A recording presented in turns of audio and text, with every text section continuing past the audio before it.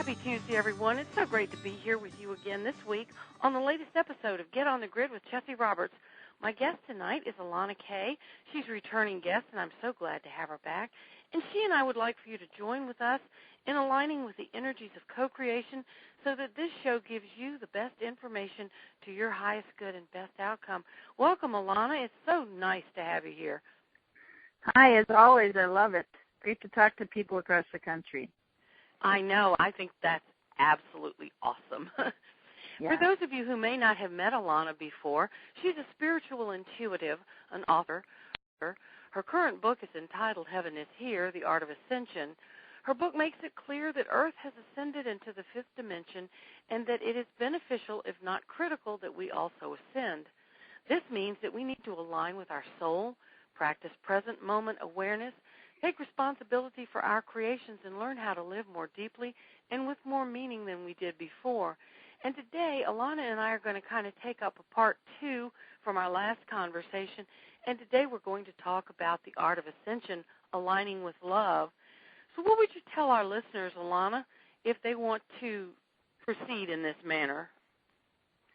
I think it first takes accepting the fact that God is love and spirit is love, creation is love. I think if we understand that fully and we embrace that concept and we understand that if we accept that and we align with that, we're going to have just an incredibly interesting, fruitful, blissful existence. And if we understand that, then I think we have the motivation to do the work it takes to stay in that place, because the way we were raised very often and the way society has really molded us is not necessarily aligned with that. And so we're doing a conversion right now. like I had mentioned in the last show, we talked about patience a couple times, and right now our society is still built around doing things as fast as possible. And technology has allowed us to do things a lot easier and a lot faster, but what it's caused us to do is really take on too much. And then we're always rushing. And I think that's like the number one thing that people are dealing with these days, because that's kind of like the societal paradigm that we have to deal with. So when we talk about aligning with love, we're talking about all of the esoteric teachings through the and Chessie, you and I, we get information because we're intuitive, so we spend time in that meditative state. I try to stay in a meditative state all the time, so I'm always connected to Source, and that's where I get my information from. And when I was writing my book, I came to the chapter about love. I knew I needed to explain it, but this information came to me that there's 12 aspects that we need to focus on, and they're basically, for the most part, in esoteric teachings. And that's the way you align with love is you realize that everything in your life is challenging you to either choose fear or choose not to love, or to choose love. Well, love and fear can't live in the same place. It's like trying to be in the darkness with the lights on. And if you can do the love thing, wrap your head around the love thing, and I have a lot of people telling me it's hard. And it's as hard as you let it be. It's as hard as you make it.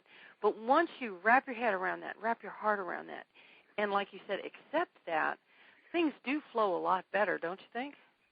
Oh, yeah, absolutely. And the thing is that all of the aspects of love and creative energy, when you tap into it, they work differently. For instance, in our old way of doing things, in the old paradigm, we did a lot of pushing, a lot of rushing, and kind of, going beyond our limits. And then what happens is everything has to go back into balance. And when you work with Source energy, things just pop, like last-minute solutions or all these epiphanies. Yeah, things go a lot better. So there's great rewards for aligning with it, because life is easier. I find that if I slow down, I get a lot more done. That's what my grandmother used to say, the hurrieder I go, the behinder I get. That's absolutely true, until it gets to be a nightmare. It's just terrible. Yeah. And we get sick from it, and we have issues from it, and And we make mistakes, and we fall behind, and I've been telling myself it's funny that each day I'm slowing down more every day. I'm slowing down almost to a crawl. And it's working really well. And you're right. You know, I told a crowd of people a few weeks ago that I act like I have all the time in the world. Just really slow down. And they all just kind of looked at me. I think until you try it, it's like what we talked about last time. You know, take a day, try it. You know, just really slow down. Because the thing is that we do about half of the work, and the universe does the rest. If we let it. If we let it. I'm the kind of person who's always jumping ahead. I'm the big problem solver. Well, you know, it's a control thing. You don't always have to be in control, because the truth of the matter is you're not. And you kind of accept that and just sit back and say, okay, guys, you do your thing and just tell me what to do next. It works a whole lot better than when you're saying, okay, I'm in charge, I'm going to do this, I'm going to do that, and you're going to do something else. And the universe says, yeah, really? Right, I know. I think that's what it is. I always say I like to stay one step behind God, one step behind creation.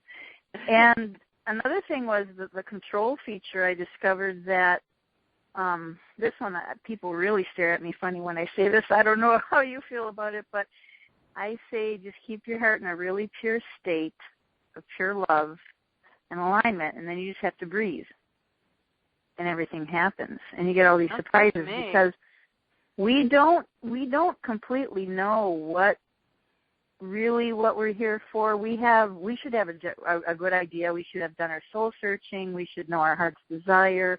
We should know our talents and our gifts, but we still have, you know, a large part of it we don't know. It's our higher self, our oversoul knows, but our lower self has to surrender to that and allow it to show itself. So that's why we have to slow down. And, you know, certain people come into our life, certain events or so on, and, that's how it works. Well, if you want control, I have learned the hard way, because I'm a very stubborn individual. Anybody who knows me will say, oh, yes, you are. My husband's nodding. I don't even have to turn around and look at him. But to gain control requires total surrender. Right. For things to really work out right, you have to completely surrender, right? Mm-hmm. And it's a lot easier. You're a lot freer. You don't have all the pressure of running around trying to figure it out. You just kind of sit back and, like I said, ask the universe, okay, what do I do next? Right. And then, and that's also, well, is there any aspect of love that you want to talk about in particular besides patience? That would be like faith and trust. There's faith and trust. I was trying to find my list of them, and I'm looking at, I think tolerance and understanding go in there somewhere. Tolerance, yeah. There is, which ones have you been, have you gotten any channelings? Is there any of those you'd like to discuss? Well, I put them out on Tuesdays when I get them from the universe for the Get on the Grid, energy grid program that I do, and they're not in front of me. But the reason I bring up patience and, tolerance and, what did I say? Tolerance. Yeah, tolerance. Tolerance is extremely important, because not everybody's on your path. Right. And the thing that I see the most intolerance in the general global populace is that everybody thinks theirs is the only right way to do anything. You know, you're right. That's really what's trending right now. Right there. You're exactly right. Yep. And it's causing so much friction that's really not necessary, because people are getting they have to remember those old sayings, you know, walk a mile in somebody else's shoes. The other one that comes to mind is not all who wander are lost. Right. Yes. You know, just because somebody looks like they don't know what they're doing doesn't mean they don't. Right. That's your judgment, and you need to drop that judgment and tolerate them where they are, because that's where they are, and it's none of your business. It really isn't, and that's why I'm and also the teachings of Abraham call that the law of allowing. Right. Yeah. And what happens is we really get, if we do that, it's okay to kind of notice because you almost can't stop noticing certain things. Oh, but sure, we don't want to get hung up on it, because it actually, what the spiritual teachings emphasize is that when we do these things, we're hurting ourselves. So what happens is when we're judging other people, because we don't have, Course in Miracles says we don't have enough information to make a judgment. And that's the point that we need to get at, is that we don't have enough information about that person. We don't know about their evolutionary spiral. And a homeless person and a billionaire can be moments away from each other on their evolutionary spiral. Mm-hmm. It's meaningless, what you see happening in the person, because people go through all these different aspects. That's why I call it's like a facet, the evolution, or it's like a diamond. You're polishing all of your facets. The same person that's a billionaire in this lifetime may be homeless next week, or they may have been a prisoner of war in a past life.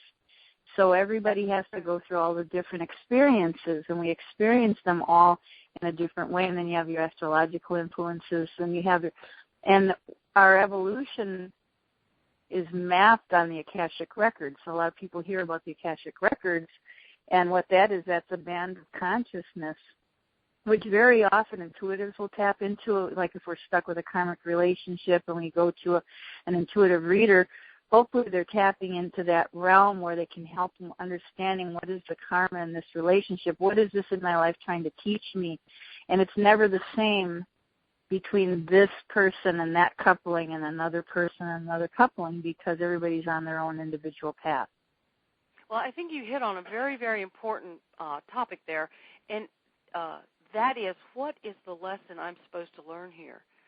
I have discovered the hard way, again, like I said before, that when things seem to be flubbing up and going wrong and I'm tripping over my own feet and walking into walls, there's some lesson.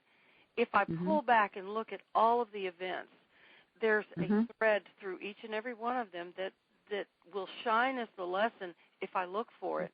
And once I figure that out, and if I can't figure it out, what I'll do is I'll sit down and say, okay, guidance, what's going on? GP, come to me and tell me what's the lesson I'm missing.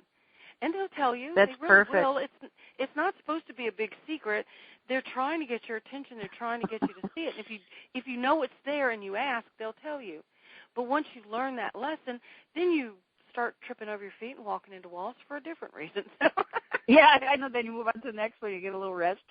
Yeah, well, that's how it works. But you said the process exactly, and I actually outline that in my book, is that if we start to see life as a series of lessons that are just there for our improvement, for polishing that diamond, then, you said initially what you do is usually you're wearing it. It's like you're in it. It's just happening to you, and you don't know what it is. And it's almost like you have this blur. And like you said, you step back. You have to step out of it. And that's actually where we move out of self-judgment. So we're judging the circumstances, we're judging ourselves. Yes, right. So you pull out of it and stop judging yourself, stop being so harsh on yourself, and then what you do is you say, just neutralize, because that's what a counselor or an intuitive does for you, is they're hopefully bringing to you a neutral, non-judgmental point of view to help you, because when you're in it, a lot of times you can't see it. So you pull out, try to be non-judgmental towards yourself and towards the situation and the other people involved. You'll hear the answer. Yeah, you can ask for it, and it just takes a little practice. And once you start doing that, then you get and then you can move on. Right. Then you move on to the next challenge. But the only thing is, it just keeps getting better as time goes on. Well, one of the things I've run into is that once you start doing that, once you become, and my favorite two words, consciously aware that this is going on around you and in you and through you, and you tap into that conscious awareness of the fact that you're here to learn, you're here to grow, you're here to be the best you can be, you're here to evolve, and you chose this. And that little piece of information right there, as hard as it is or may be for you to relate to, once you wrap your head around that little bit, it starts to make sense. You can say, okay, fine, I chose this. What am I looking for? fine, I chose this. What did I come down here to figure out? How is this seemingly icky thing helping me get where I want to be? Being in the state of questioning, that's a form of surrender. Mm-hmm. Instead of saying, I know and I got this, it's clearly not clear and obvious to you, then you step back and you say, I don't know. Okay, where is it? I found out that asking questions is a fantastic position to be in, because I found that I can get an answer either immediately as soon as I step out and I neutralize, or it'll come over the next day or two. I'll get an answer. The other thing I always tell my clients and students is always ask the next question. Mm-hmm. And they look at me like I've grown another head or something, but when you're asking and looking and seeking, there's always another question. Mm-hmm. And I don't mean the yes but what if kind. I mean the next progression of thought that comes from whatever you learn in the first. Yeah, it's interesting that you said that, because what I noticed is that in time and with practice, you learn how to ask your questions. Mm-hmm. Cause, I always think it's, I like that one commercial where the guy approaches a Geico commercial and the guy talks to the genie. He's talking to the genie and he says, I would like $1 million. Mm-hmm. And then he gets, and it's the animal $1.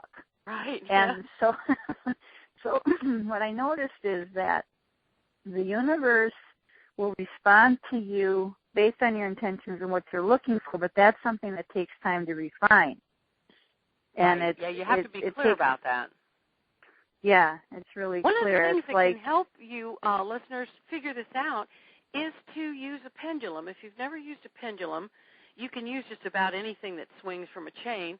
You hold your hand really still and you ask it to show you yes and show you no, and then you start asking yes or no questions.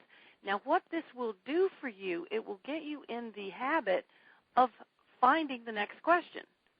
Mm-hmm. Because you can't get a full answer from just yes or no. And looking for that next question is just so important. I recall that too, and I was actually, when I was first learning to actually navigate my path. I started out with a pendulum. I wasn't that great at my inner guidance, like hearing a voice. I actually hear a voice now, or I get infused wisdom. So everybody has a different way that they're comfortable, or they've evolved into, that way of receiving their guidance. Also instinctive. I trust my instincts. If my instincts say go to the store, this particular store right now, I have an urge to go to that store. If I start nitpicking it and getting logical and doing all of this, I have to follow my instincts, because a lot of times it means I'm being led there for some synchronicity.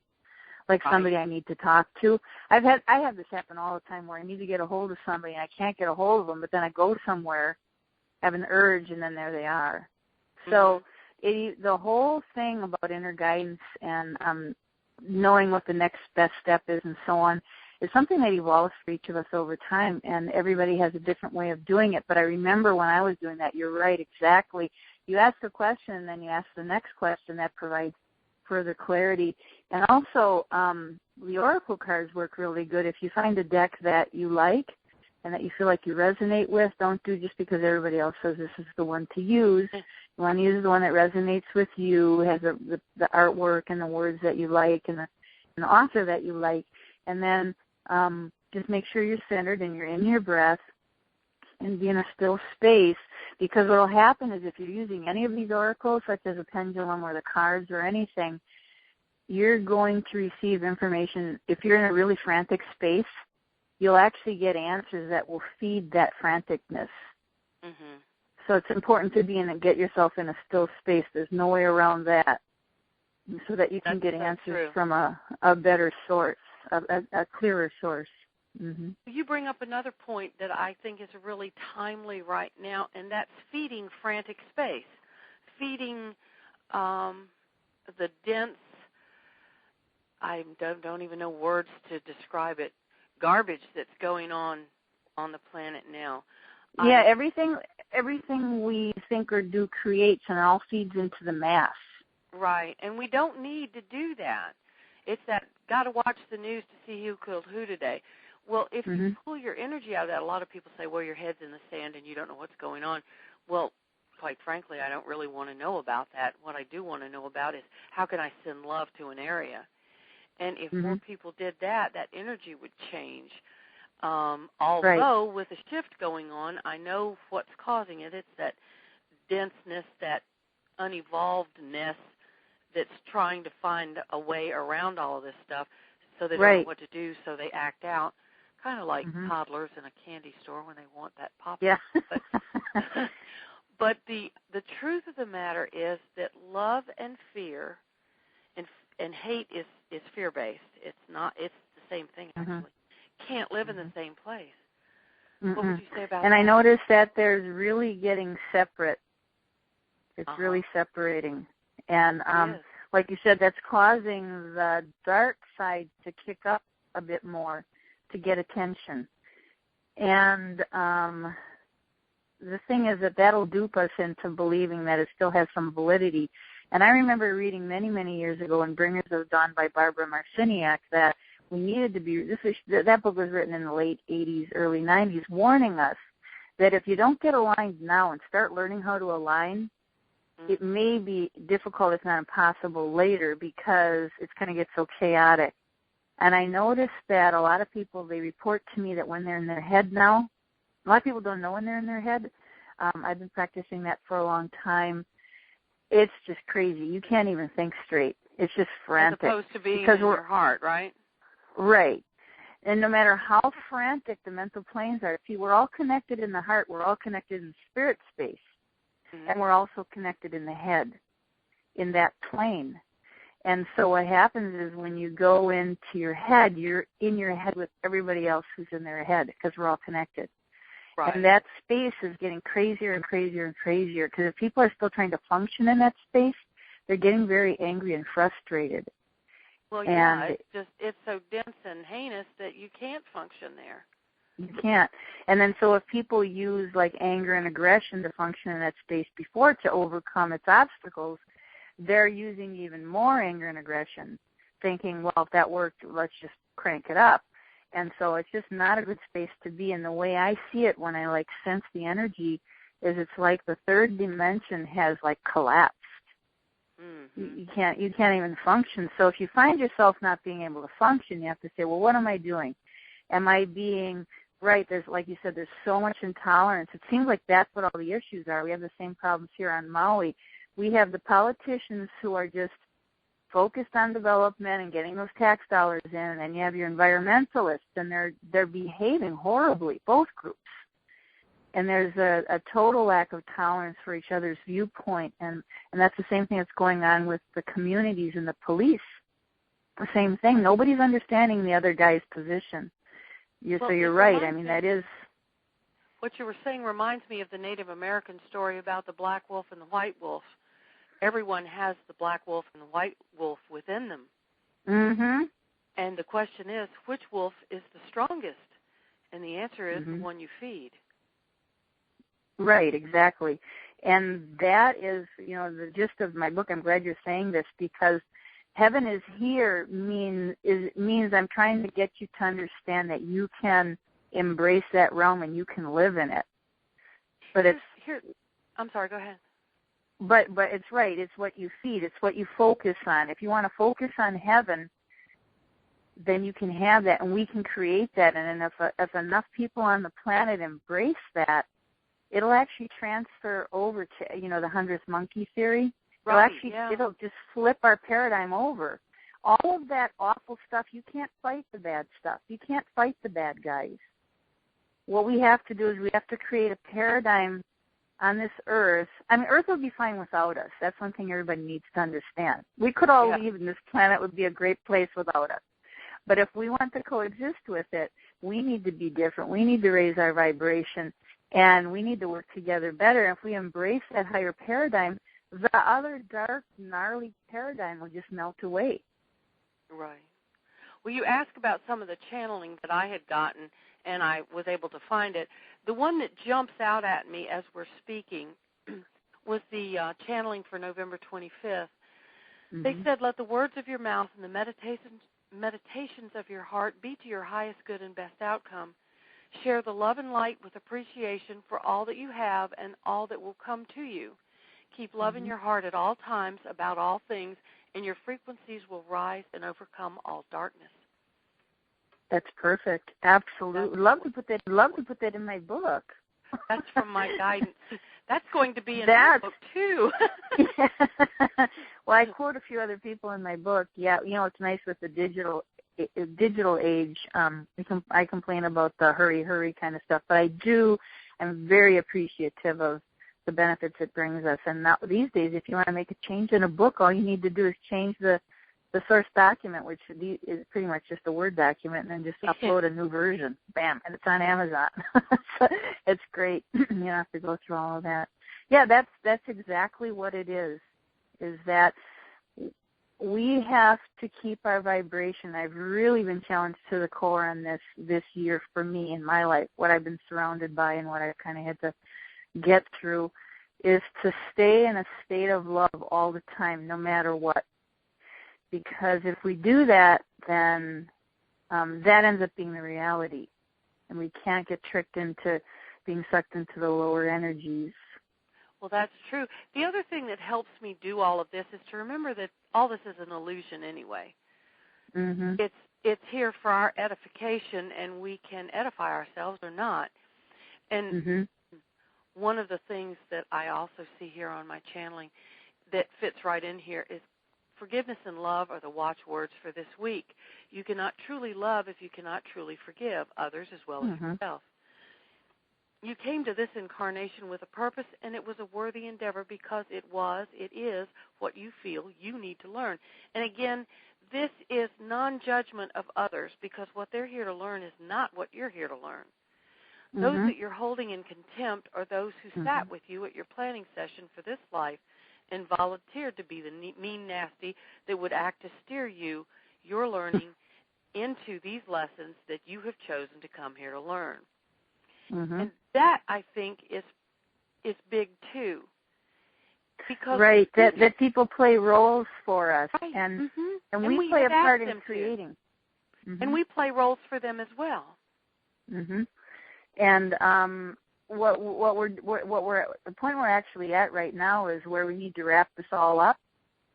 And so I often tell my daughters or my clients, usually it ends up being my daughters, I'll say, but if you're going to move on, you've learned the lessons in your situation and you've risen above all of that.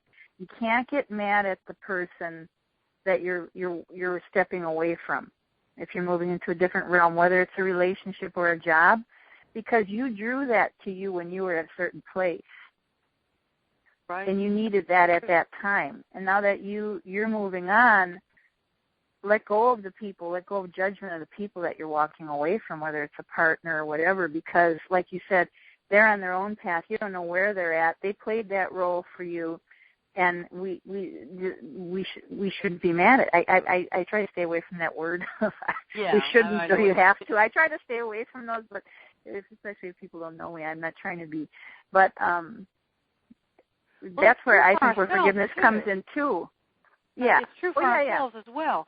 Because if you can't, my guru says you can't stand in the same river twice. And it wasn't her quote, it was somebody else's, I don't remember whose. But the truth of the matter is that what you were, the person you were, the thing you were, the creature you were, minutes ago is not the one you are now. And if you're, again, consciously aware of what's going on around you and what you're doing and what you're striving for, you'll realize that every minute of every day, if you choose, you grow.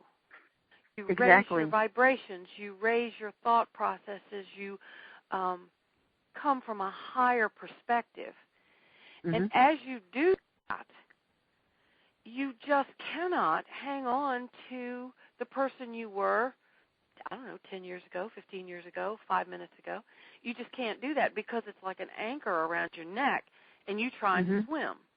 It just won't work. And it's okay to forgive yourself.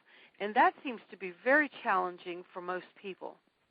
I know it was for me. Whether it's their relationships or even our relationships in society, and I've heard some people giving lip service to this, but very few, we're looking at either we're blaming the community or we're blaming the police, or the government or the people. It's all of these big schisms between groups, and we have the same thing here in Maui, like I said. But what it requires is total amnesty, total forgiveness on both parts. What happened in the past is in the past. If it doesn't even get thought about, it doesn't get discussed.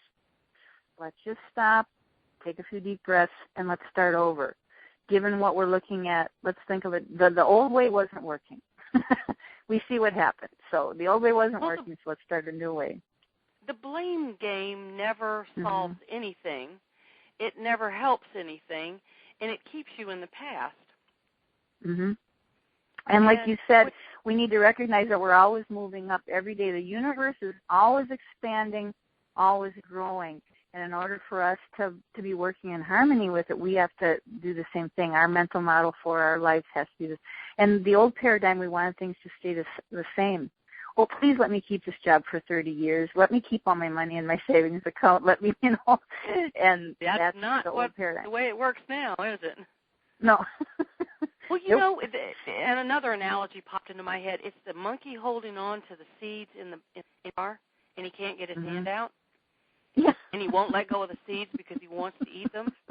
And all he has to do is let go, pull his hand out, and tip the jar over. And that's the crux of all of this.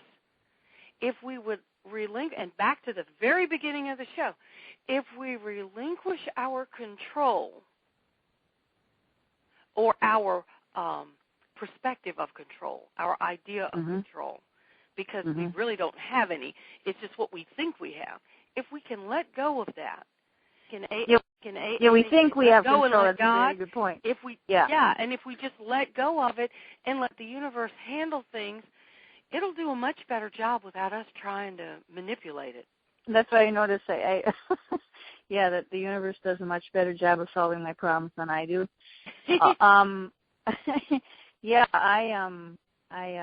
My best example. I know what the other thing is. When you do that, we have to be careful not to judge how it happens or where it comes from. Oh, that's true.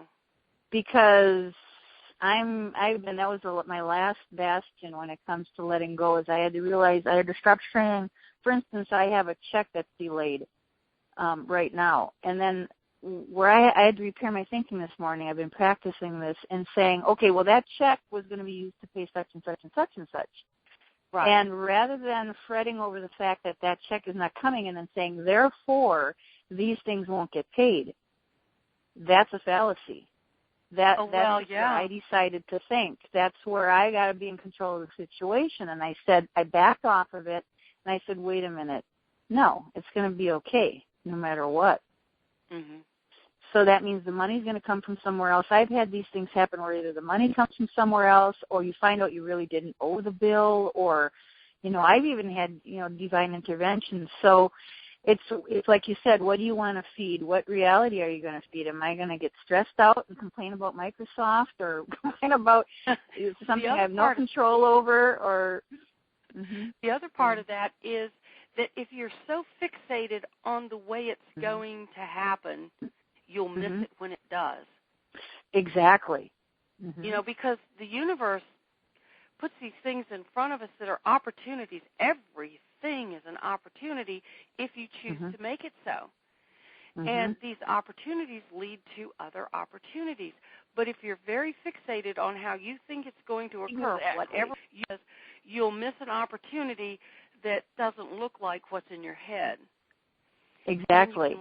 When you can let go and allow yourself to be open to the energetic flow of opportunity, the energetic flow of abundance, the energetic flow of good health, the energetic flow of whatever it is you want to come into your life, when you can do that, then you see these opportunities and you find them in the most unexpected places. In the most unexpected ways and places, exactly. And like you said, if you're really fixated on it has to be this way, then that's what you're going to be stuck with. So that was like the monkey. Or not, right. If the universe says, well, that's not to your highest good and best outcome, and that's one of my favorite phrases, please give me this to my highest good and best outcome, because I'm not real sure what that might be. Right. And if I ask for something in this limited, labeled, in the boxed manner, the universe might not give me anything because what I'm not looking for is not to my highest good and best outcome. Right, and you're throwing up a bunch of energetic foils that the universe can't penetrate. Mm-hmm. Right, and that's why we're here, is to grow to our highest good and best outcome. So when we ask for something to our highest good and best outcome, then, honey, be open to it and ready to go with it when it comes, and jump on it and have fun. Mm-hmm. So, how that applies to tolerance too is that another thing is when we're really hung up in all of this headbutting, we actually miss a lot of opportunities too. So if you get caught up in drama, because really the drama should have been part of the reason the stuff looks so bad right now. It's it's like, wow, I thought we'd been through this already. I thought we had this straightened out. And it's like, we probably should have, but the thing is, I'm so glad to know I'm not a little bit louder to ask that question. So, it's just kind of like the baby screaming harder because we're not paying attention. I guess it's flushing out. And like you said, we all have a little bit of Hitler in us. So when somebody else is acting like Hitler, we sit there and go, oh, look at him, he's a bad guy. Well, we're all in this together, and we all need to clean up our act and continuously, like you said, keep raising our vibration. I always say if it's difficult or it's not working or it looks ugly, raise your vibration. Well, it's always raise the vibration. Well, raising the vibration is embracing the aspects of love, like I said. So you go, all right, well, I'm really frustrated with this. I'm trying to let go of it, but I can't. So then you have to kind of slow down and you have to say, well, where am I having a problem with this? How about, I think this should have been done a long time ago. I don't think we should be arguing about this anymore. So that would be like where patience comes in. It's like, okay, I'm putting my own timetable on it. You don't have to engage every bit of drama that comes into your front door. You can always tell it to leave, or you can walk away. You don't have to comment. I post a lot on a lot of social media because of the work that I do. And every once in a while, I'll get somebody who wants to challenge me from some odd perspective. And the challenge does not vibrate with me. It's it's kind of mean-spirited. And rather than try to engage this individual, I just ignore it and let it go and send that person as much love as I can and then dismiss them from that. Yeah, so when you get more public, you run into that where people want to throw things at you. And when I was running for mayor, for those that don't know, I did a show with Chessie last year earlier this year when I was running for mayor of Maui. And I did it to try to get some different viewpoints out there. We have a lot of problems we need to solve, and we're pretty far behind on a lot of things. And some people think that just because you're a public figure, they can just throw anything at you, and you're supposed to field it properly. Well, yeah, you have to make your decisions. I noticed some of these people on television right now, like Bill Cosby, and there was somebody else that was on Barbara Walters' show last night. He said, I think I had all this stuff, all these lies and rumors coming at me so I could learn how to not let what other people think bother me. Well, my favorite expression about that is not my circus, not my monkeys. Yeah. And you just don't have to engage in it. You don't have to engage no matter how much people tell you that you have to. One of my favorite quotes is from Abraham Hicks, and he's talking about rowing your boat against the current and how futile that is. And if you just turn your boat with the current and let the current drive the boat, you get where you're going a lot faster. And it's the same concept as in everything we've been talking about through the whole program, allowing the universe to do its job. And when you can allow the universe to do its job through you, that's when you start to get people turning around and going, whoa, that's a weird person over there.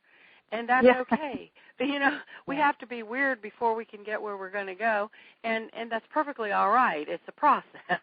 Right. Well, I got a little I would go back and forth between thinking that, we had created change in this last election here on Maui and thinking I'm being really disappointed. And I go back and forth, and I had a dream a few nights ago that I had, plus, the stuff you talk about in my website, my book, I'm pushing, the thinking of the normal everyday society. So sometimes, and I've always been like this since I was a kid. I was always like the pioneer.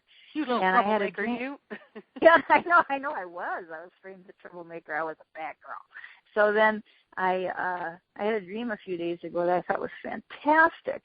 And it was, I had this basket of tomatoes, and they weren't ripe, and they were all in different stages of ripeness.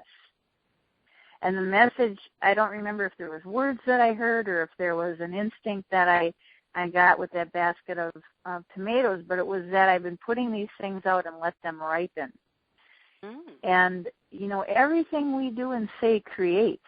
So that's why we need to be careful what we do and say and think, because we're either feeding into something that other people are creating, or we're feeding into creating a new paradigm from the unmanifested. So if we recognize something in our heart and our minds in our deepest space when we're in these places of connection to Source, we want to feel those. We want to breathe them into existence, and then we need to be patient. We need to be tolerant of the other, tolerant of the other people that they're maybe not embracing it yet. Mm-hmm. But in time they will, and that's where the patience come in. We have to be patient with the universe. And if we feel in our hearts, and everybody has this happen throughout their life, they feel things in their heart. They have epiphanies. They realize either creative ideas, whether it's art or music or technological advances. As a matter of fact, all of the people that had some of the greatest technological advances are aware that it was coming from God, coming from creation. So what happens is we have a strong tendency to just push that back and push it down because we're afraid that people are going to criticize or people won't believe us. But, we just still need to feel it and we need to say it, and that's how we bring in the unmanifested and bring in a new paradigm, a new world. One of the things that I had to learn was not care what other people think. And mm-hmm. I don't mean go out and act a fool and do bad things and not care. What I mean is when you have an idea that you know is coming from creation, or you have an idea that you know could create betterment, or you have a process that you've gone through that you'd like to share with others, mm-hmm. don't concern yourself with what other people are going to think of it. They might think mm-hmm. you're nuts, but who cares? You know what's what. My high school vocal coach used to tell us that we could sing anytime we wanted to, anywhere we wanted to. And that was one of her tests for us. She'd put us up in front of a bunch of people and say, all right, sing something. And, of course, we'd come up with all these reasons why we couldn't because we'd make fools of ourselves and we didn't want to do that. We were teenagers and that's how we lived. And she told us a story about a wart on the nose. Everyone has a wart on the end of their nose. Whether you can see it or not, it's there. And everyone is concerned with other people seeing the wart on the end of their nose.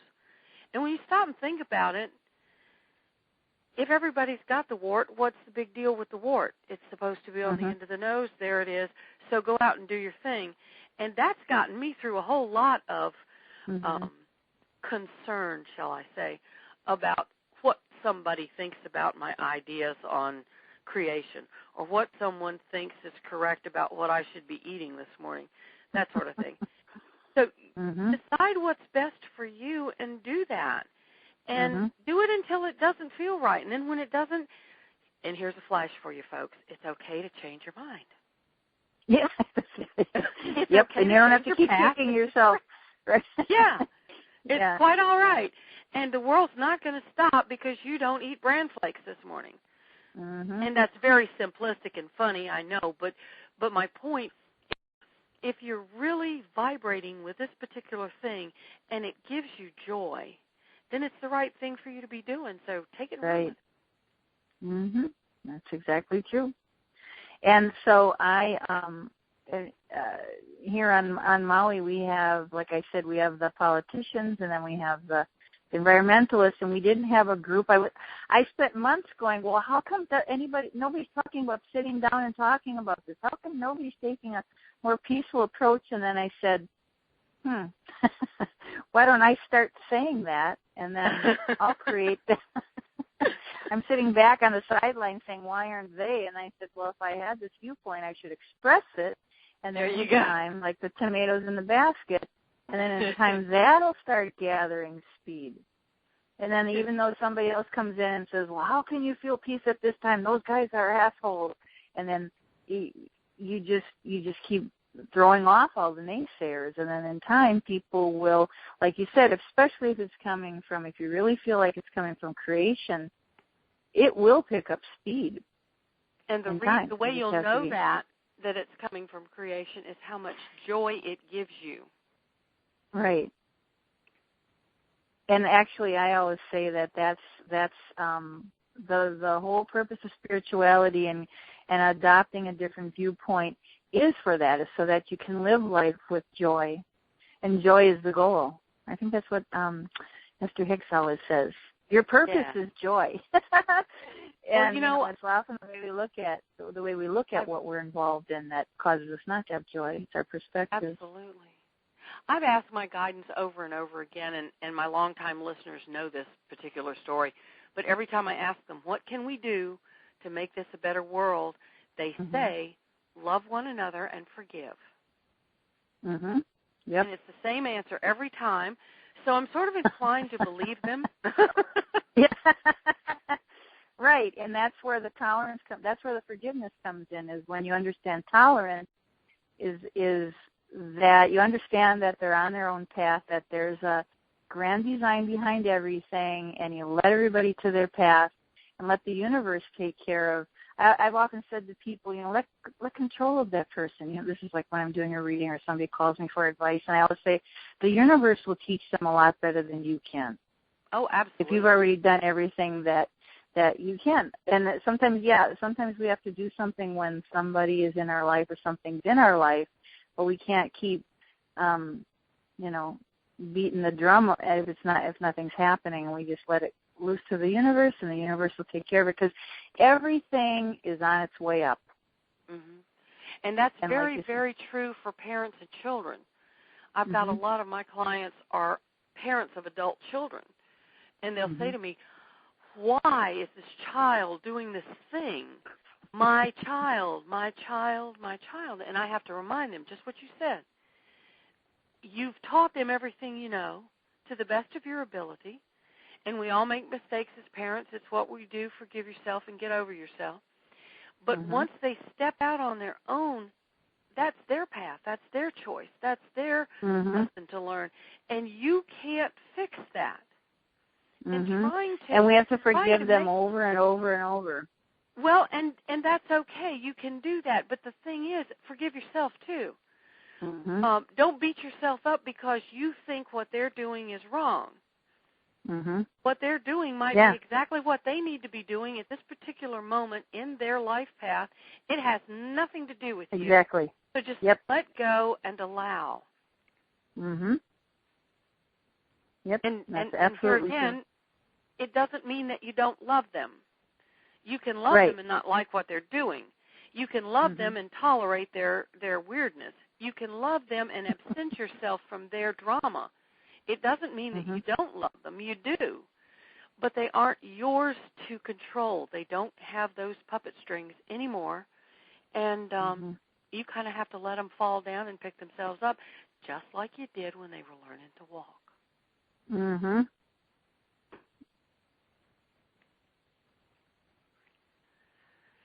So that sort of brought an end to the conversation. I didn't know if you were going to talk next or if I was going to talk next. That's the beauty of... I've stumped my guest. You just said something so profound, there's nothing left on earth to be said. Well, no, but I think that's a good point. That's probably a good way to wrap it up, is that love and forgiveness, and it's so simplistic, and it's been, when people say, when people try to paint a picture of Jesus, for instance, as this really judgmental person, that like with all these rules and all this dogma, I'm like, wow. If when I look at the Bible as being just one of the esoteric teachings on earth, and I know people have a lot of problems with the Bible, but there's some good stuff in it. But I always say the gist of it is love and forgiveness, right? And like you said, that is the most simple. Those is the most simple concepts. But like, if you want to, we can have some shows in the future where we explain love. I think that's the thing. Love, yeah. Like a I'm good trying idea. to be in a state of love. I'm trying to be in love, but I'm not. It's not happening because, like I said, there's the 12 different aspects.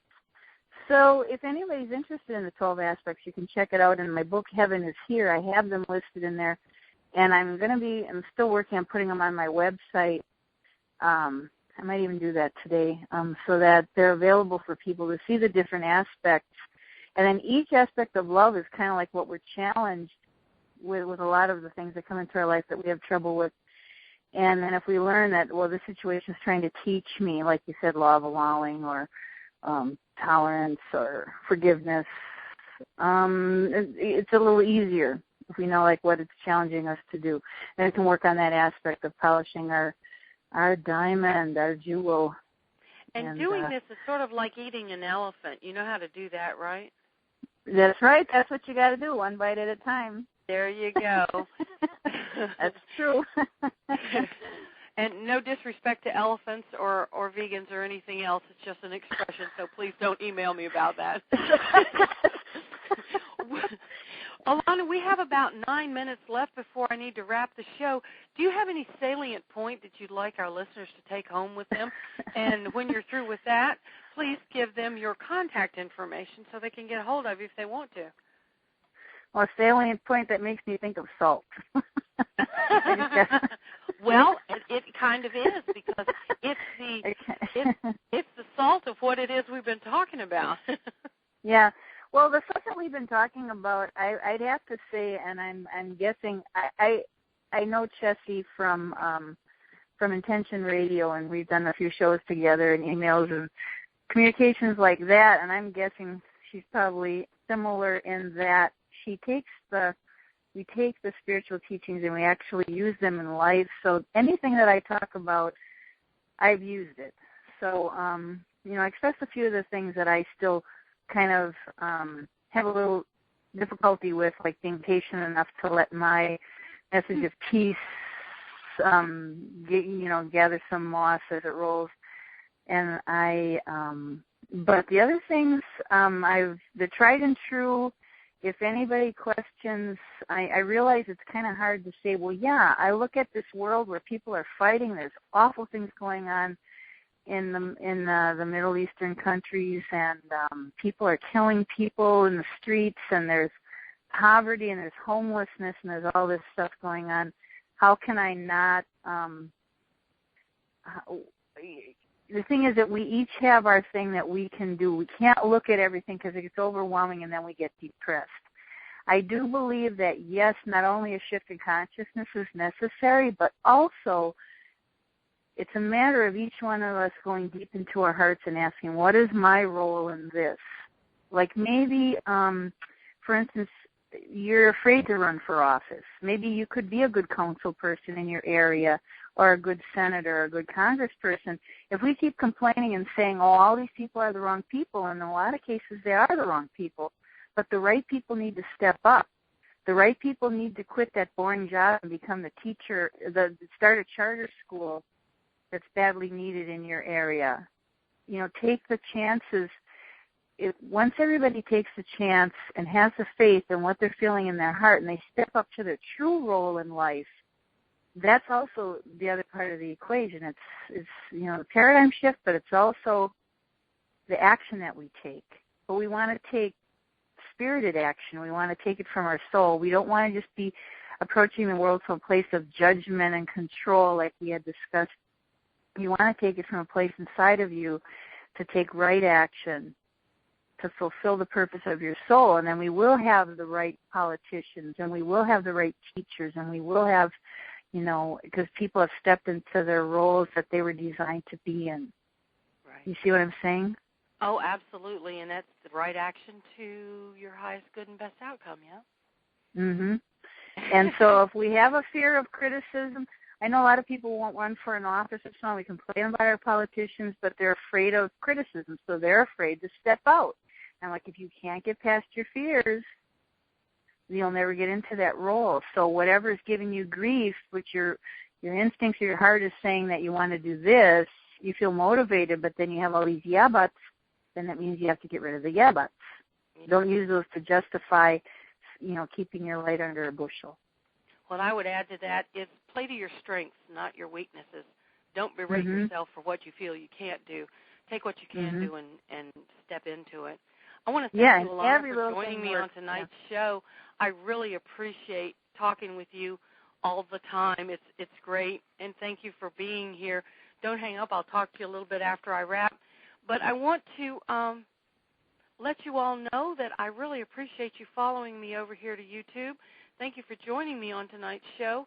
And if you'd like to send a question for a topic that you'd like covered on the show, please send your question, your suggestion, or your request to me at Chessie@ChessieRoberts.com. And you'll find all of my information, my services, my classes, my programs, all that sort of thing, at ChessieRoberts.com, so check it out. My music, I'm a singer-songwriter. My music is all original, and you heard it at the start of the show. And my music is at archersmeadow.com, and my book is on Amazon.com. I want to thank each and every one of you for listening, and to be here with me next Tuesday. It's Get on the Grid here with Chessie Roberts. Have a great week, bright blessings, and good evening. Aloha.